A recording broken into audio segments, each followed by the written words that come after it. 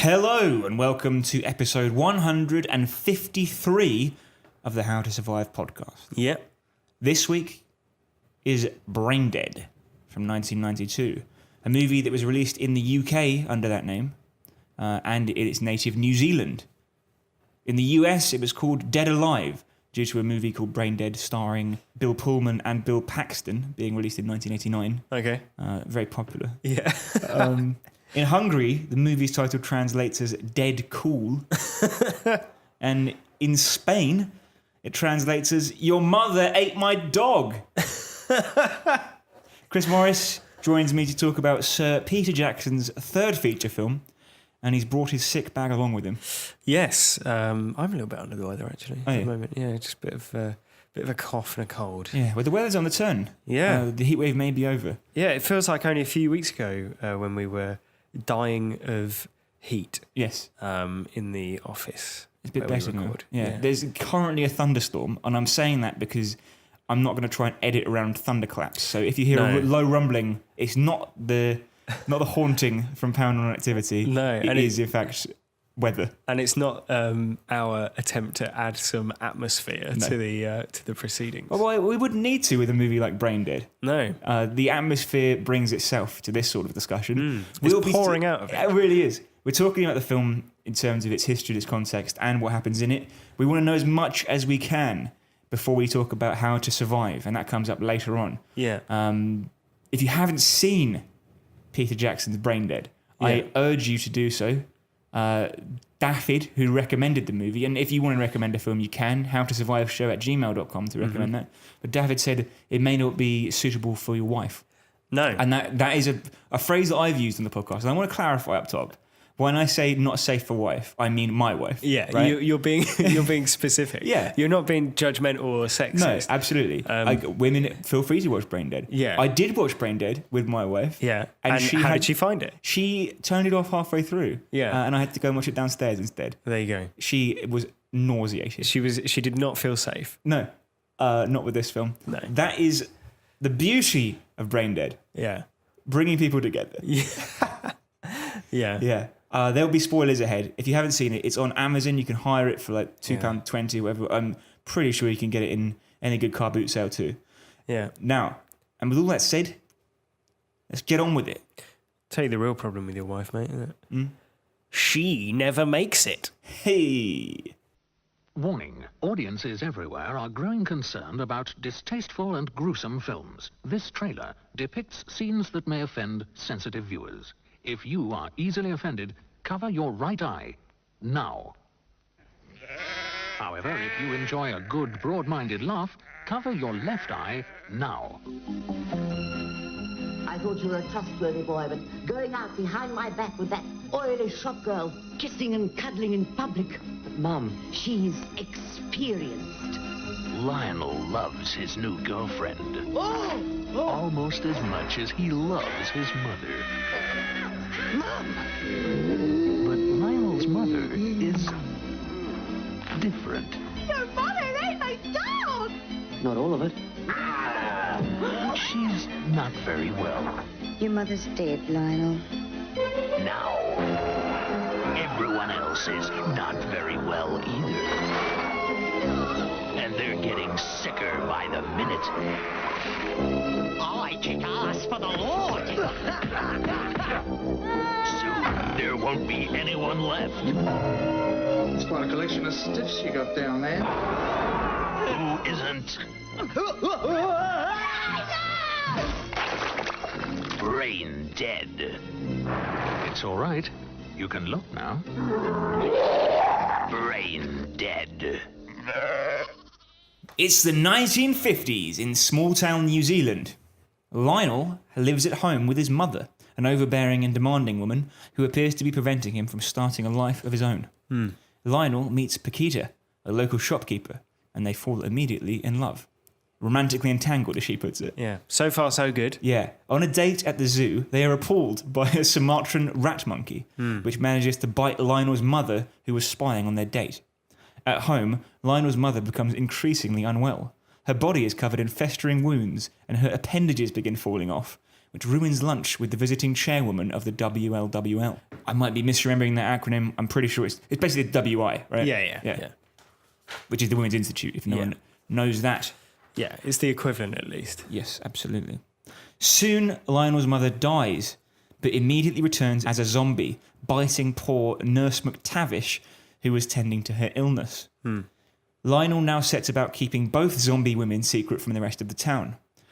After his mother escapes the house, she stumbles in front of a tram, and the townsfolk assume that she is dead due to the fact that she's already decomposing, and bury her. That night, Lionel tries to dig her up in order to get her back to safety, knowing the risks, but a group of thugs step in. The thugs and zombie mother are all beaten up by the priest of the church. But Lionel's mother is able to bite one of the hoodlums and the priest. He kicks ass for the Lord. I kick ass for the Lord. To hide the carnage, Lionel takes all the infected dead back home with him. Hilarity ensues with the zombie lodgers, and the priest and nurse manage to have a baby together, which Lionel takes on an ill-fated trip to the park.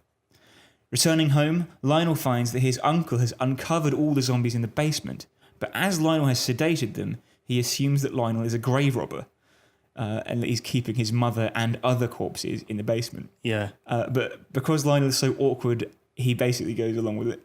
And when his uncle Les threatens to report him to the police if he doesn't sign over Lionel's mother's entire estate to him, Lionel capitulates immediately. That night, during his uncle's celebratory house party, the zombies break out of the basement and run riot.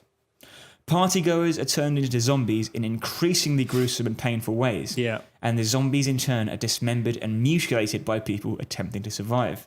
This starts about, I'd say, the 55% point of the way through the film.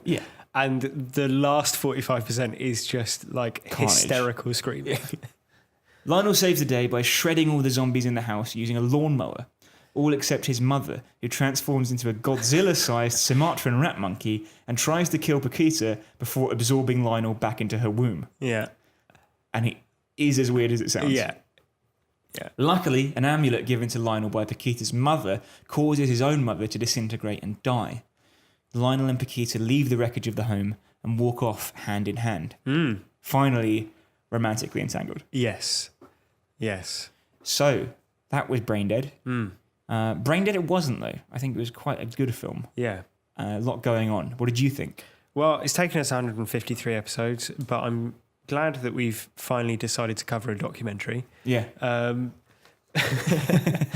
It's basically like a bit of an ordeal to watch because it's so disgusting. It's nauseating. But it's like, I think the genuine humour, like, it's so funny. The levels of repulsion play into the comedy because it's just so over the top. It's everything ramped up to the absolute ridiculous maximum. But it's also measured. It's not like Austin Powers or something where it's just like completely broad humour. There's genuine like thought has gone into every frame and every joke, I think. Yes, but then also I think Austin Powers isn't the right comparison. I think something more like The Evil Dead, but like The Evil Dead played completely as a comedy. It's like it's somewhere between The Thing, a cartoon, and a campy Tim Burton film, like especially with the 50s setting, because you know Tim Burton's a massive 50s nut, isn't he?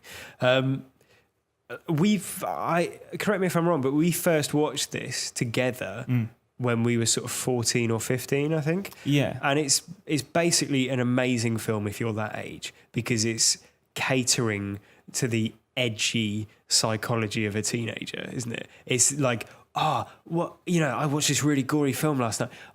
What's the goriest film ever? Let's watch that. Let's find the goriest film ever made and watch that. I didn't know so much. I remember I didn't know about it, and I got it from a friend of ours from school, and he gave me the DVD, and that's how I came across it. And I think it must have been post Lord of the Rings, so everyone knew who Peter Jackson was, right?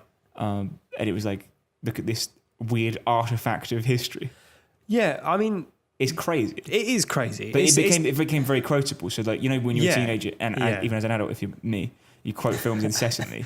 That is the custard thing. Yeah, I remember was a continual, like exhausting repetition. Yeah. It's basically not remotely a horror movie, is it? Unless you're scared just by gore. It's disgusting and repulsive, but it's not a horror movie. It's more like a Monty Python sketch, Well, it's like like Mr. Creosote. I'd compare it to like Shaun of the Dead. Shaun of the Dead hasn't really got any horror moments. No, I think that's not true. See, in Shaun of the Dead, there are moments like when Shaun is confronted with having to kill his family member. Right. Which is genuinely distressing. Yeah. And like the comedy aspects of that film grind to a halt at that point. But you're involved in it because you care about the characters and it's well played and everything like that. Simon Pegg gives a really honest, like emotive performance in that moment. You don't buy Lionel in this movie? No, of course not, because everyone, like Lionel in particular, is going like whoa, like every time he does anything, right? Yeah. Like I said, it's sort of Monty Python-esque. The special effects lend a huge amount to that, and well done, Richard Taylor, who's the name of the special effects guy. Here's what Peter Jackson said in 2001. When he was looking back over his career just before the release of Fellowship of the Ring, right? I like the concept of comedy and outrageous horror. I'm not a horror movie fan making serious, pompous, pretentious films. Making a gory horror movie is a really good strategic move because you can spurt maple syrup, get some offal from the butchers, shoot it, and make a big impression on people. Like, if that's not a mission statement for Braindead, then I don't know what it is. It basically is, isn't it? I was reading in New Zealand on film, reportedly in the corridors of where they shot it in Avalon Studios. Did you read this? Where the interior set was built, remained sticky with fetid red corn syrup for years afterwards. I'm not surprised. And one time, a highly pressurized blood pump exploded over the Sale of the Century television game show set 20 minutes before recording was supposed to begin. I think it's something crazy like 3,000 litres of blood a minute or something being pumped onto the set. It's honestly insane. But it's not like none of it looks remotely real. But I don't know. But there's no attempt to make it look real. No, it's a cartoon, like you said earlier. Yeah. It's larger than life. I think that 55% mark when you said that it just turns into this crazy house party. Yeah, it's like the cuts are like bang, bang, bang. We're going to go over here and someone's getting their legs stripped down. And we're going to go over here and someone's being disemboweled. Yeah. We're going to go over here and someone's having their hands slammed in a door. Yeah, the guy gets his face pulled off. Yes. As well. That's pretty great, amazing. Yeah. Which is your favourite of those like mini scenes? I think it's the guy who is just the upper half of his head from like the nose upwards, and it's just like resting on the floor. Yeah. And it's like looking around in a sort and sliding around as well. Sliding around. And because he's got glasses on, he takes on a sort of like Morecambe and Wise, like straight man vibe. Yeah. Just even though he's just eyes basically. Yeah. And as you said, he gets sort of kicked around like a hockey puck, and that's really funny. I think the face getting stripped off is pretty amazing because he sits back up with like a skinless skull. But it's seamless. Yeah. It's all fantastically well done. Yeah. The special effects are absolutely amazing. Yeah. I think my favourite one, I think, is the guy who is being fed through a mangle. Like, you know, that you used to dry clothes in the 50s. But it's like his whole body is being fed through and the blood is just like spraying out of his mouth like a toothpaste tube. Oh, I like the woman who gets her head impaled on a light bulb as well. That's great. Yeah. It's just every like you say, scene. It's like if a 15-year-old had an idea, it's how 15-year-olds think anatomy works. Right, yeah. Yeah, but that's because that's who I believe it's catering to. I don't know. I think it's just... Like, Peter Jackson wasn't 15 when he made it, and he wasn't going like, 15-year-olds will love this. No, but I think he's making the film that he wanted to see when he was 15. You think? Yeah, definitely. Like, his previous film was Bad Taste. And, you know, I'm sure we'll get onto his career. Absolutely. But it was called Bad Taste. Yeah. Yeah, I mean, he knew what he was doing, didn't he? Yeah, I mean, I think you could make comparison to sort of the final act of Cabin in the Woods, for example, Right. or Cabin in the Woods could owe a lot to the final act of this, I suppose.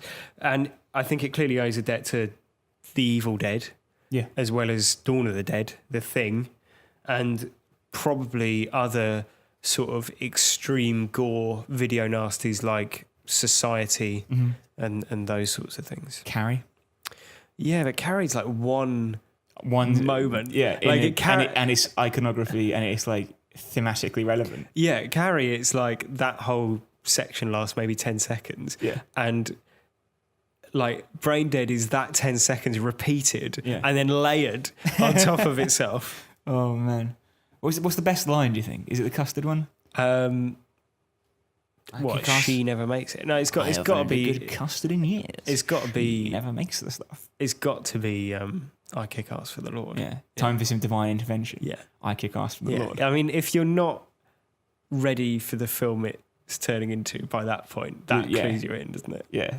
It's time to I leave. think the most the custard eating scene is probably the most disgusting thing I've ever seen in a film. It's absolutely fucking just like. If you haven't seen it, I got some popcorn, right, and I was Yeah. going to. I could not. no, absolutely I couldn't not. even There's drink absolutely no water. chance. It's Yeah, disgusting. If you haven't seen it, there's 4 people sat around a table, one of whom is turning into a zombie, and she has sort of festering arm wounds, which have like exploding boils. Yeah. And they. So the premise is like this is why it's good comedy, right? Yeah. So the mother. It's basically wants- Weekend at Bernie's, Yeah. but it's like instead of a dead body, it's zombies. yeah, Like the mother wants to impress the chairwoman of the women's league. right. So the chairwoman comes around with her husband for lunch. Yeah. And the mother is obviously like rotting and dying in front Yeah. of them. And they go to leave and the husband insists on having pudding. Yeah, So Lionel brings out this like anemic semolina. yeah. And- It's custard. It's Yeah. like it's all we've got. Yeah. Yeah. So he's, oh great, I haven't had custard in years. Yeah. And this guy who is also disgusting just Yeah. by his like personality and like he's got like a greasy moustache. Yeah, He starts eating the custard and this wound on the woman's arm bursts and sprays blood and pus into it like jam. Yeah. And he just like scoops chowing it it up down, with that yeah. and he's like, oh, lovely. yeah. So creamy. Rich and creamy. Yeah. And you're being sick at that point. yeah, it's disgusting. I think in the past we've often compared comedy with horror for a number of reasons, right? Chiefly, it's that cheap laughs and cheap scares appear to be cut from the same cloth, in as much as like, it's possible to make someone jump by having like a jack-in-the-box screech at them. We talked about this last week with Sinister. I almost called it Yeah. Insidious again. But it's like quiet. Ooh, what's going to happen? Yeah. What's going to happen? And then a chainsaw and screaming at the same time, and like obviously you're going to be scared, but it's not earned. Real horror comes in like in Hereditary. You've got a family coming to terms with grief in various kinds. Yeah, And it becomes a much more of a personal horror. Even something like The Witch, it's relatable horror, and Yeah. that's social horror, right? Yeah. That is what good horror is. And similarly, you can make someone laugh with like a fart joke, but there's something much funnier in a carefully constructed visual joke, which involves shifting expectations or like surreal situations like the ones in this movie. But I think disgust works on a similar level as well, right? It's possible to have a cheap go at making someone feel ill. And the example that springs to mind is like Austin Powers, when he drinks a mug of fat bastard's poo, right. and he's like, oh, natty. Oh, Yeah. Right? But that's minging. Yeah, But you like, the next scene, you're like, you've forgotten it. yeah, But that's a throwaway line. It's cheap, but Peter Jackson appears to have gone to exceptionally dire lengths to think of the most genuinely nauseating thing that he could put on screen, and then doubled down on it yeah. and like gone 1,000 times. Like he's quizzed 1,000 people. What's the thing that would make you vomit in your lap? Yeah, And it turns out that it's sloppy, bloody custard. being eaten by a nauseating man. Yeah, Do you agree? Do you think there's? I get where you're coming from. Yeah, it's easy to make someone feel repulsed but by just showing them some sort of graphic, disgusting image. Yeah. With only the very flimsiest of narrative frameworks Yeah. to build it around, which is basically exactly describing Braindead, isn't it? I don't know. I think it's so well crafted. It's basically as good as any sort of film of this kind is ever going to be. I think it is maybe you'll sound crazy. I think it's genuinely one of the best made films you can find because of the craftsmanship. No, I agree with the level of craftsmanship. Absolutely, but like I think you'd be stretched to suggest that it's has like great narrative aspirations. The motive for making this film is to make the most disgusting film ever, isn't it? Yeah, absolutely. Like that's all I'm saying. It's mission accomplished. Yeah, mission accomplished. Yeah. Totally. Yeah, fair play to them. They accomplished it with aplomb. But I'm just saying, like, the narrative framework is as basic as you can possibly get. Maybe. But you've got a series of great actors doing a lot with not great actors. Well, they are like exceptionally, like they are, I think, good actors. I think all of them have gone on to already come down from great. They're perfectly adequate actors. But then, okay, what I mean is in this, they're all perfect. Yeah. No, they are. Everything's perfect. Like they're pantomime in their delivery of basically every line. And they're having the time of their lives. Like the mother running around the house with a fucking butcher's knife going like, this bastard's inch thick, right? That's... Yeah, she's great. It's pantomime. It's total pantomime. Bill Ralston, who plays the zoo official, at the time of the premiere, his wife was pregnant. He brought her along, and was she pregnant afterwards? He was vomited up the baby. He was interviewing. He was being interviewed as he went in, and he suggested that it was going to be so graphically violent that she'd go into labour, and he said, "It won't matter though because the film made childbirth look clean and sterile." It's a fair point. Yeah. I think even Paquita, who is like, she's over the top, but Lionel and Paquita are very similar. They're quite understated roles in a maniac film. Mm-hmm. But she's Spanish in the middle of this like quiet 50s New Zealand town. Yeah. Do you know why that is? So there was a deal originally to have it like a dual production between Spain and New Zealand. Right. And then they cast everyone, and like she was in it, like she was involved. Diana Peñalva plays her, right? Right. Played Paquita. And then that deal with Spain fell through, but they really liked it, so they kept her in. Right. Which is why there's just like her family are Eastern European. And, bizarre. So you alluded to it earlier, right? Obviously, Peter Jackson is not known for Braindead, is he? No. He has done stuff since. Yeah. Most famously, Lord of the Rings, for which he won many Oscars. How do you go from Braindead to Oscars in like 2 movies, 3 movies? And here's the answer. I have that for you. Okay. 1,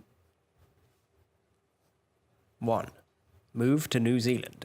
2, be the best filmmaker the only filmmaker in New Zealand. So the first movie he made was Bad Taste, as you mentioned earlier. Yeah. Which is about government people learning that aliens are harvesting New Zealanders for an intergalactic restaurant. Right. Like preposterous. Yeah. Then Meet the Feebles. Yeah. Which Google tells me, I haven't seen this one. I have seen Bad Taste, and it is grim. Right. Meet the Feebles is a gleefully rude, decidedly adult comedy about the backstage goings-on amongst an eccentric group of puppets the day before their televised variety special. Yeah, it's described as Texas Chainsaw Massacre meets the Muppets. Great. It was funded by Japanese investors, and like it's incredibly gory. Looks absolutely mental. I haven't watched it. Yeah, it sounds grim. Maybe we should cover it one day, Meet the Feebles. I don't know if there's any survival element there. Heavenly Creatures came after that, which is a retelling of a real-life murder involving 2 teenage girls who fall in love and decide to run away together. But I think they kill their families in the process or something like that. It's like a magical realist film, isn't it? Meaning? Like, it's a realistic premise, but told in a sort of magical way. So you have sort of flights of fantasy and dream-like sequences. Right. A comparison would be The Lovely Bones, which he made... Later on. 2009, I think. Yeah. Which has a quite grim story, but it's told in quite a lyrical, fantastical way. That was followed by The Frighteners, in which a psychic is able to see the dead and ropes ghosts into helping him con the bereaved into thinking that they're being haunted. Right. Now, I started watching The Frighteners in preparation for this chat. It's got Michael J. Fox in it, right? It's the last movie role. Right. Yeah. Okay. not that good. I was certain it must have been like a Tim Burton movie to begin with. It's scored by Hans Zimmer, and it's set in that like quaint, like picket fences town. Yeah. And everyone's just a very whimsy. Well, that's quite similar to Braindead in that respect. Then. Yeah, absolutely. And then he made Lord of the Rings, for which, like, obviously, like everyone thinks he's the best director ever because Lord of the Rings is fantastic. But of all, I hate Lord of the Rings, by the way, but it's a great undertaking. It's an amazing achievement, isn't it? Yeah. All these movies since Meet the Feebles featured Fran Walsh as writer, who is his professional and personal partner, married. And I think he owes a lot to her in terms of how successful he's been, by what I understand. Yeah, he's never directed anyone else's material. He always works with the writers. Yeah. And he always seems to make the films that he wants to make. He's never been part of like the Hollywood system, really. No, because he lives in like New Zealand. Yeah. But I mean, like he basically doesn't understand Hollywood and says that they don't understand him. Yeah, which again makes the Lord of the Rings a pretty astounding achievement. Yeah, so that one Return of the King won Best Picture. And that is because like it's so unlike any normal Best Picture win. Yeah, it's the first fantasy winner, isn't it? Not the last. We had Shape of Water this year. Yeah, which is similar in terms of like it. But in both cases, I think it's more like a career Oscar. Yeah, in both cases, but Peter Jackson hasn't really done anything other than Lord of the Rings. An undertaking Oscar. Yeah, but it's almost like an Oscar given to someone for an total like creative vision. Absolutely, yeah. Aside from working with Fran Walsh, every single movie has used Weta Workshop, which is a special effects company that he founded. Obviously, there's huge teams involved in them now, but they specialised back then in just like physical special effects and splatter work and making people feel nauseous. And then with The Frighteners, I think that was the first one where they took on their first major digital project. That's right. They started an arm called Weta Digital. And The Frighteners, which I watched last night, uses a combination of like complicated prosthetics and makeup and models and... I guess it's not double exposure. No. It would have been digitally done. Yeah, but, it's like digital effects. Yeah, exactly. But there's ghosts in the scene, but they're like half rotting and their jaws fall off. It is astonishing. Arlie Emery, the guy from Full Metal Jacket, the shouty, the drill sergeant. Yeah, he's in it as a ghost. This is just to give you an example of a scene, and he's like shouting at Michael J. Fox's character, who's the only one who can see the ghosts, and he just like it's like a Bugs Bunny thing where he's like flashing, like he'll suddenly just be wearing riot gear, or then he'll flash again and he's wearing like he's got two machine guns and he's like firing at the other gravestones. It's like that couldn't be done without a huge amount of like technical know-how and effort. Yeah, and in like 1997 or something. 96, yeah, 96. It's incredibly impressive. So I mean, obvious like directing talent, running maybe the world's best special effects company at that time, and also being married to an Oscar-nominated writer who you work with on every film, makes you quite a sensible choice for a fantasy movie that involves special effects and model making and storytelling on that scale, I think. Yeah, it doesn't appear to be like an obvious link, doesn't it? Like when you first think about it. And I'm sure back then there were probably quite a lot of people who were sort of very confused or worried probably about the appointment. But I think his attention to detail is the thing that you notice is the consistent thing throughout. Yeah. And like he made all the armies in Lord of the Rings. Yeah, like it's incredibly meticulous in his preparation. Like he's got ambition and enthusiasm and creativity in spades. And as we've said, the Lord of the Rings trilogy is a pretty astounding achievement, especially in production design, and it benefits hugely from a really extended pre and post production schedule. So they had the time to make 1,000 orc helmets, right? And they designed their own manufacturing process for making prop chainmail. Yeah, it's an absolute like. There's documentaries about it, and they're fascinating to watch. Even if you have no interest in Lord of the Rings as a narrative. Yeah, thing. What I often say is, the Oscar for Best Picture should go to whatever that year contributed to the hypothetical museum of film. Yeah. Which is why I thought Mad Max Fury Road should have won Best Picture, because it was Right. like an undertaking that you couldn't imagine. Right. Because it's the whole movie's filmed on the go. It's like, it's pretty cool. Yeah. And like Spotlight got it, which is like a fucking boring drama about. Well, it's a really good film, but yeah, it's like worthy, a TV movie. worthy yeah. film, but not. But- yeah. Yeah. But I mean, you don't get into a position where you've got all that, hugely extended schedule and those design options without being a sort of visionary in the first place. By comparison, I don't know if you've seen any of the Hobbit movies. I saw the first one at the cinema, and that was enough for me. There was a lot of production issues with the Hobbit trilogy, and it shows in the final product. But I think it shows in the sense that Peter Jackson didn't have the preparation time, which he relies on. And there's quite candid and quite affecting documentary footage from the third movie, where Peter Jackson is in such a state of anxiety, basically, that he has to order everyone off set and just sit there for a few hours and work out what it is he's going to do with the scene. Like, there's no way that Peter Jackson from the Lord of the Rings trilogy or Peter Jackson from Braindead would have gone into a day of shooting without having it meticulously planned out, because that's just how he operates. Yeah, exactly. Whereas in this instance, because of the production issues that the Hobbit films had, He wasn't the original director. no, it's Guillermo del Toro, who did a whole, who did years and years, we just mentioned Shape of Water. Like, he did years and years and years of pre-production on the Hobbit films, and it fell apart for various reasons. But when Peter Jackson came in, they basically scrapped all of that pre-production.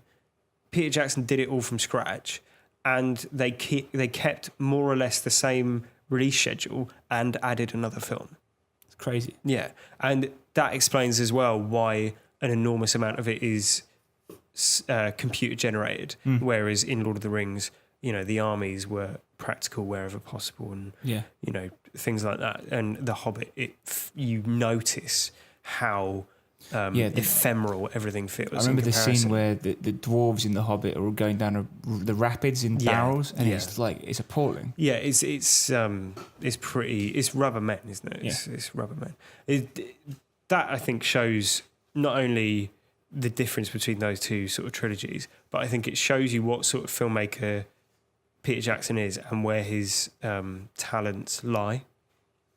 Absolutely. In planning is what you're saying. Yeah, and he's got a good organizer. Exactly. Yeah. Behind every man there is someone who does his calendar for him. Anything in the movie you didn't like? Braindead, that is, not The Hobbit, or any of the 15 movies you just mentioned that aren't Braindead. I wouldn't say that I didn't like it. It's just it doesn't move me. Like you said that it's one of your favourite films that we've watched. I wouldn't say the same thing. And that's not to denigrate the film, because I think it sets out to do a certain thing and achieves it completely. But it just doesn't appeal to me hugely. I don't take mine with a healthy dose of nostalgia, I think. Yeah, I just don't have much of a desire to watch it continuously or again. Like if someone said you're never going to be able to watch Braindead ever again, I wouldn't mourn its loss. No, but I think if someone asked me to watch it now, I would. It's very rewatchable because there's so much going on. It'd be fun to watch it, with a group of mates. Yeah. And, laugh at it. A few beers and all that sort of thing. A few custards. Yeah. I didn't really like the baby scene. It's always bugged me a bit. The one in the park. Yeah. Which Peter Jackson says is his favourite scene in the movie. Yeah. He shot it basically with leftover budget at the end of production. Imagine that now. We're just going to go shoot another scene and add it. Imagine being the producers on it. Yeah. Like, you got 2 days of shooting left and you've got like a huge amount of the budget left. Yeah. And you're like, brilliant. It's going to come in under budget. He's done what? Yeah. He's done what? It's not the best scene in the film. It's just the baby looks shit, doesn't it? Really, it's the worst effect in there. I don't think. It's going for a certain style, isn't it? It's not supposed to look like a real baby. No, I don't know. I just think the whole Like, why did he take it out in the first place? I don't know. It didn't because it's added afterwards. I think it makes more sense that it doesn't really fit the rest of the film. Yeah. Anyway, doesn't take it away from what is it? A classic, an absolute classic of the genre. Did you know that Peter Jackson was inspired to become a filmmaker because he saw King Kong? Oh, really? Yeah, and then obviously later went on to Make it. Yes. Made it in a very real sense, didn't he? Yeah. A Wellington boy done good. Yes.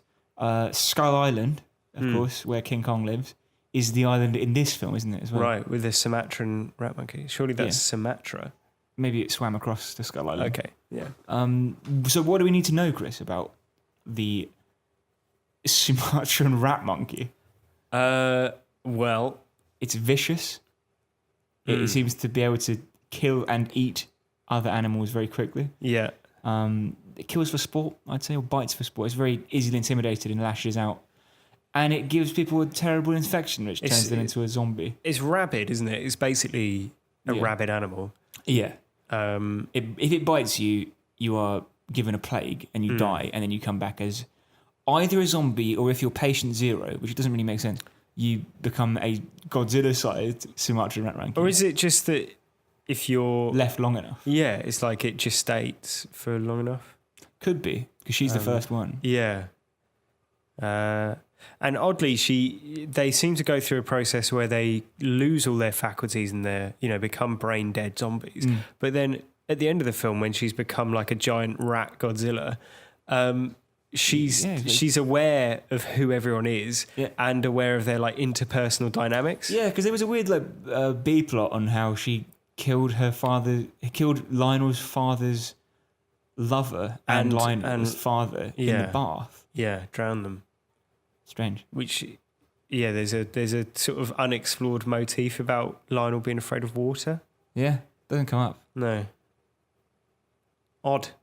But that's what we need to know. And it seems when you become a zombie, that's pretty much it for you. Yeah, it's pretty. It seems to be poisonous 100% of the time. There's no you're not going to get unlucky. There's a scene at the start which you I don't think you mentioned, but basically where they capture the Sumatran rat monkey and they're bringing it back to New Zealand, where the tribe, or it's not even the tribe, it's the explorers who are capturing the animal. When they discover one of their group has been bitten on the hand, they chop off the hand. Then they discover another bite on his other arm, so chop off his other arm. Yeah. And then a scratch on his head, so they cut his head off. Yeah. So it's a pretty powerful infection. I think during that scene as well, they mentioned that the tribes use them in a sort of black magic ritual. Yeah, there's lots of Do you think it's not particularly generous to indigenous people? Not really. No. And also the zookeeper later on in the film is like, oh, the reason the rat monkey exists is because rats came off of, I think, slave ships. Where they raped monkeys. Yep. It's uncomfortably close in some ways to an allegory for the way racists blame AIDS on immigration. Like the influx of immigrants. Although in this case, the immigrant is a Sumatran rat monkey. Yeah, absolutely. And I think we know enough now. We've talked about it. We talked it to death, to brain dead. Yeah. Death. Brain dead. Yep. Yeah. So how would you survive if you were in the movie brain dead? Well, I've got one question for you. Who the fuck wants to see that at a zoo? Well, the Sumatran rat monkey. Yeah. It's fucking horrible. Yeah. It's awful. Yeah. Right? You don't have rats in zoos, do you? Or monkeys. Well, you might do. It's more rat it's than monkey. next to the monkeys. It's monkey adjacent. He's more rat than monkey. Don't put him next to the monkeys. He rapes them. You've just been telling us that. Right? But it's horrible. It's like made out of plasticine. Yeah. That's not good. It's quite hard to judge its physiology because it is made out of like stop motion animation. We do know that a stiletto heel to the head will put an end to it. Yeah. So yeah, maybe survival top tip: wear kitten heels wherever you can. Yeah. it's horrible, isn't it? Yeah. It serves no purpose as an attraction. I understand with the lion, people are like, oh, look at that. Lion's good. Yeah, isn't it? regal, beautiful. Yeah. Feline. Yeah. You see predator. a tiger, what do you think? Yeah, like it's amazing. Like You see a chimp, what do you think? what with any of these animals, I think there's always a certain part of you that feels bad that they're In a cage. in a cage. Right? Not the rat monkey. Not so the Sumatran rat monkey, who not only should be caged but burned or Impaled with a stiletto hill. impaled with a stiletto hill. Right, like not only who wants to see it. The answer is no one, by the way. Right. Not only and consider the cost of getting it. Like their research fellow that they sent out there Dead. dismembered Yeah. in the process of trying to retrieve it, right? Why would you place it within arm's reach of its prey or the public when you know it's fatally poisonous? Yeah. It's so poisonous, right, that the official hired to bring it back was dismembered the moment it was scratched by it, right? So why on earth would you put it somewhere like that, unattended? Yeah. Like, you go to the zoo and it's like normal chimps or whatever, birds, things like that. Their cages will have signs up saying, don't stick your fingers through the cage, you fucking idiot, because it'll bite you. Yeah. Right? Don't tease the lion. Right, yeah. Or, a much smaller animal, a lemur, let's say, right? You might have, don't stick your fingers through the cage for the lemur because he might bite you, right? Lemurs do not cause an outbreak of like Zombification. a hideous mutating virus. Yeah. Okay.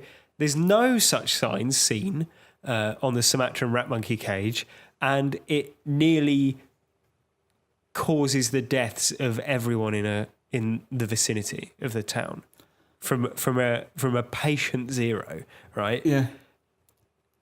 Not only that, it's next to the monkeys where it can reach and tear limbs off them. Yeah, it does that. It kills a monkey with its bare hands. Imagine one monkey just like through a cage, killing another monkey with its bare hands. Yeah, just one club to the head, right? Yeah. So basically, the survival idea is this. Don't have it there because no one wants to see it and it's too dangerous, right? Yeah. If you must have it there, have it in some sort of sealed box or a cage. Plexiglass. Right, yeah, exactly, where it is not going to harm anyone, right? You had the good sense to transport it in a sealed box. And then the moment you get back to New Zealand... And it didn't work. And the moment you get back to New Zealand, you're like, let's just stick it in this cage next to the monkeys that we've got going spare. It's ridiculous, and it's no wonder all those people died. You glad they're dead? No, because it's not really their own fault, is it? No. So I feel a bit sorry for them, but that's my quite impassioned in the end idea. No, I like it, mate. It's like you should take it on tour, that speech. Take it to the Commons. Thanks very much. Yeah, I'll take it to Wellington. Yeah, absolutely. I've got a tip for Lionel. Lionel, Chris. Yeah. Is given what by Paquita's mother? That would be a charm of some sort on a necklace. Yeah. That she says will protect him from evil. Yeah, I think that's the gist of it, yeah. If those aren't the words, that is the gist. And what does he do at the end? He throws it away. Right. In a dramatic moment. Won't be needing that anymore. Yeah, would you say that's hubris? Yeah. Like the thing that saved you, and you're like, well, I've used it now. Not only is it hubris, it's sort of... it's quite selfish as well. Right. Like, because you could bequeath it to someone else. Yeah. Say, this will protect you from evil. You could take it to a laboratory and say, I was in a dire situation a little while back. And what happened? This material... What happened in that situation? Well, what happened was some idiots brought back a Sumatran rat monkey. Right. Oh, what? Why would you bring one of those back? Right. You could take it to a lab and they could analyse the material and maybe mass produce it. And then suddenly evil, isn't a problem anymore. Yeah, exactly. I think you're right. It's selfish and it's hubristic. It is... In an otherwise perfectly logical film, it seems like a real misstep. Yeah. Yeah, everyone behaves so normally and naturally in this film, Yeah. except for that one moment. So Daffith, Chris, or David, I'm so sorry, I don't know how to pronounce it. Daffith, who recommended we cover Braindead.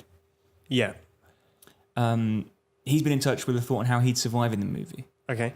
Now he says he'd like to add first that he watched it 2 weeks ago, and thinking about it, can't think how he'd survive. But he does remember that lawnmowers came in handy. Yeah. So his idea is to become the owner of a company of lawnmowers. Okay.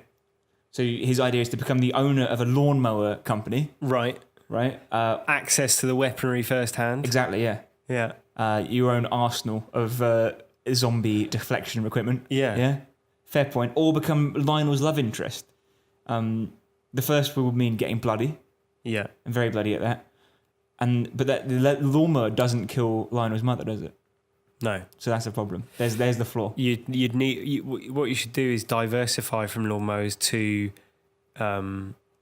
mythical evil protection charms. Yeah. If Do were both. If Why you were not the do both? amulet factory. Yeah, Lawnmower exactly. and amulet factory. Yeah. Yeah, like the idea.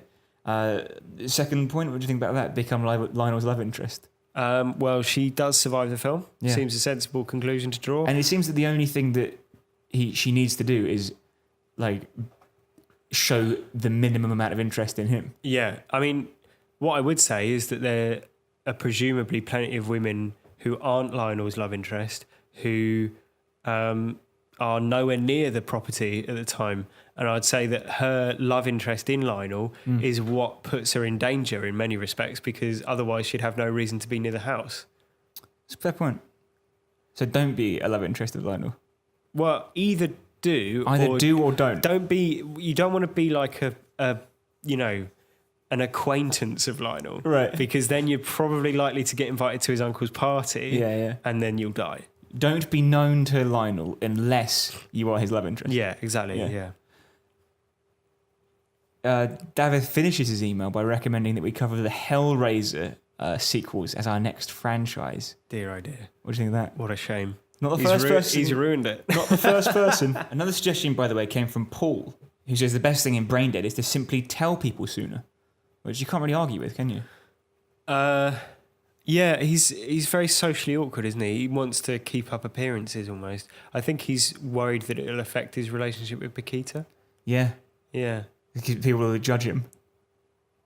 Well, she might not want anything to do with him if she realises that His mother's a zombie? Yeah, and he's got loads of Dead desiccated people. corpses. Yeah, not good. No. She's there with him in the end, though. Yeah. It works out. So maybe he should have come forward sooner, and she wouldn't have judged him too harshly. Thanks, Paul. Well, if you'd like to email in with a suggestion for films or what franchise we should cover next, then the email address is howtosurviveshow@gmail.com, and you can also get in touch on Twitter @howtosurvivepod. Yeah.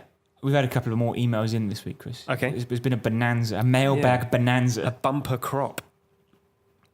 Must be all those adults we sacrificed. Absolutely. What? Children of the Corn. A bumper harvest. Right. It's funny you mentioned that, because you won't believe who's been in touch. It's only Kieran. Okay. And he's only gone and recommended Children of the Corn for the next franchise. I thought we blocked this guy's email. Well, I let him back in. More fool me. Yeah. Look what you've done. Yeah. Well, Kieran is going on the list, at the bottom of the list. Yeah. Yeah. We'll get to it in episode 650. Mark it. It will be there. Keir has been in touch to recommend Creep 2 and Tucker and Dale versus Evil. Okay.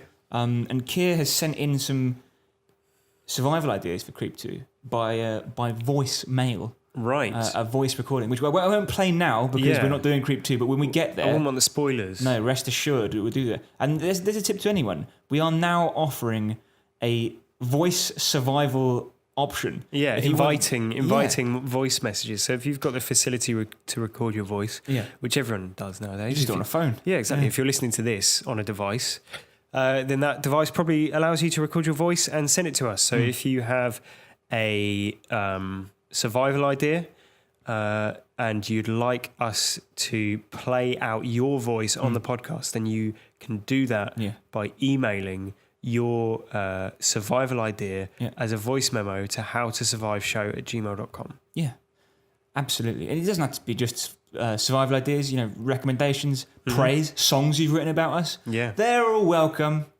and they will be heavily edited before we put them up. They will be checked for content. Yes. So next week, Joe, Yeah. we're moving on to a new season. It's technology season Yeah. on How to Survive. Tech season. Yeah. It's a film that you've wanted to cover for some time. Yeah, I have. And I don't apologise for that.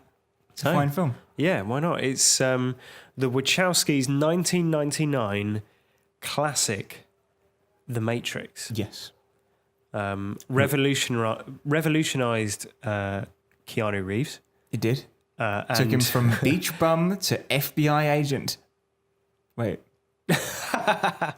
took him from FBI agent to Took him from hacker. FBI agent to beach bum to the one. The one. Brilliant. Yeah. Brilliant stuff. Revolutionized blockbuster cinema, I think it's fair to say. Yeah. Amazing technological achievement.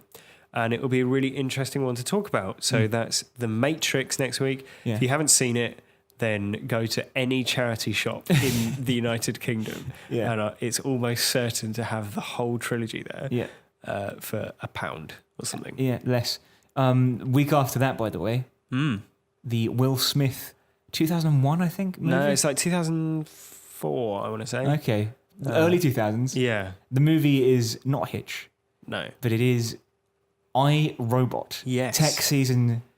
Continues apace. Yeah. So if you've got any ideas for how you would survive in iRobot or The Matrix, then be sure to email those in, tweet those in, And what- howtosurviveshow@gmail.com. And what better way to start tech season than with the use of your voice recording apparatus? Yes, and if you send them in via text, then please turn all the font green and arrange it vertically in streaming lines, please. If you have enjoyed what you've heard, do leave us a review of 5 stars, please, on Apple podcast app. Apple Podcasts. On Apple Podcasts. Yeah. Just podcast, I think, when you're in the Apple ecosystem on your phone. Right, okay. It's not called Apple Podcast in there because that would be a tautology, I suppose. Yes. Anyway, leave us a 5-star review. Just do it. Yeah, make sure you mention tautology when Yeah. when you leave the review as Yeah. well. Yeah, thank you very much. Thank you. Well, that's it for now. This week's Feast of a Podcast is finally over. What? No pudding?